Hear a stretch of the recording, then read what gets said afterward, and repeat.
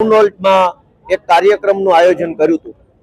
આ કાર્યક્રમમાં ખૂબ સારી રીતે કાર્યક્રમ ચાલતો હતો ત્યારે આજે આટલી વિશાળ જનસંખ્યા જોઈને જામનગરની અંદર આમ આદમી પાર્ટીને આટલું વિશાળ જનસમર્થન જોઈને ભાજપ અને કોંગ્રેસ બેયના પેટમાં તેલ રેડાયું અને ભાજપ કોંગ્રેસ બંને ભેગા મળીને આજે આ સભા દરમિયાન જ્યારે હું વક્તવ્ય આપતો હતો ત્યારે એક વ્યક્તિએ આવીને મારા ઉપર કશુંક ફેંક્યું। મને એવું લાગ્યું કે પથ્થરો ફેંક્યો છે, પણ પાછળથી લોકોએ જણાવ્યું કે જૂતા ફેંક્યા, ચપ્પલ ફેંક્યા।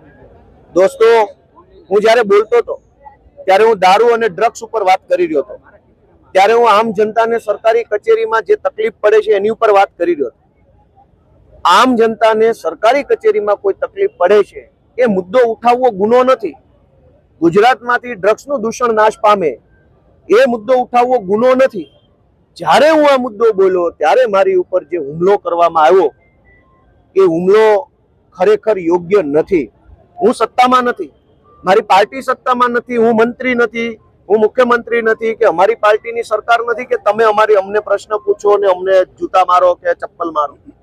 દોસ્તો, મેં જોયું, હું વક્તવ્ય આપતો હતો ત્યારે કે અચાનક અનેક પોલીસ વાળા આ બાજુથી આવવા લાગ્યા, મારા ડાબા હાથ બાજુથી 2-4 પોલીસ કોન્સ્ટેબલો આ બાજુ જમણી સાઈડ ગોઠવાયા, 2 લોકો અહીંયા સાઈડમાં ડાબી સાઈડ ગોઠવાયા, એક પોલીસ ઇન્સ્પેક્ટર, એક પીએસઆઈ એએસઆઈ ત્યાં ગોઠવાયા। અચાનક પોલીસ મુવમેન્ટ વધી ગઈ, જે બધું જ હું ભાષણ આપતા આપતા મારી નજર હતી, પબ્લિકની નજર હતી, જનતાએ જોયું, વિડીયોમાં આવે છે કે અચાનક પોલીસ વાળા બધા આવ્યા। પોલીસ વાળાની સાથે જ આ ભાઈ આવ્યો। લોકોએ એવું કીધું કે પોલીસની ગાડીમાંથી જ આ ભાઈ પોલીસ લઈને આવ્યા છે। મેં જોયું નથી, પણ હું તો સ્ટેજ ઉપર હતો।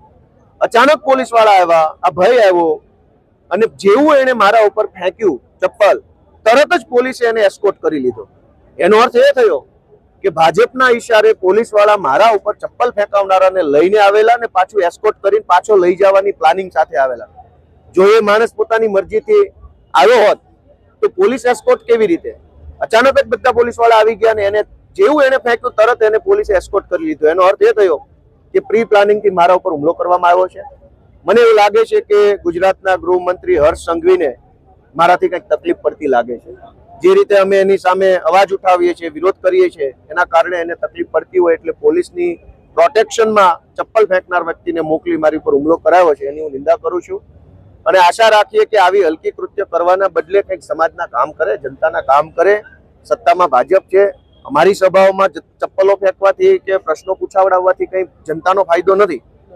ભાજપની સત્તા છે, અમને રોકવા હોય, અમને રાજનીતિક રીતે આગળ ન વધવા દેવા હોય તો ભાજપે અમારી સભા ડિસ્ટર્બ કરવાના બદલે જનતાનું કામ કરવું જોઈએ, જનતાને મદદ કરવી। પોલીસ જ આને લઈને આવી છે તો ફરિયાદ ક્યાં કરવાની? પોલીસ જ આ ચપ્પલ ના, મને કઈ ખબર નથી, હું તો સ્ટેજ ઉપર જ હતો। પોલીસ પોતે જ આને ચપ્પલ ફેંકનારને પોલીસની ગાડીમાં લઈને આવીને મારી ઉપર ચપ્પલ ફેંકાવડાવીને એસ્કોર્ટ કરીને લઈ જતા હોય તો હવે કયા પોલીસ સ્ટેશને ફરિયાદ કરવાની? હું જનતાની અદાલતમાં ફરિયાદ કરીશ અને જનતાની અદાલતમાં ન્યાય થાય ને ત્યારે આ ગુનેગારોને સજા અપાવીશું। ચોક્કસ, થેન્ક યુ।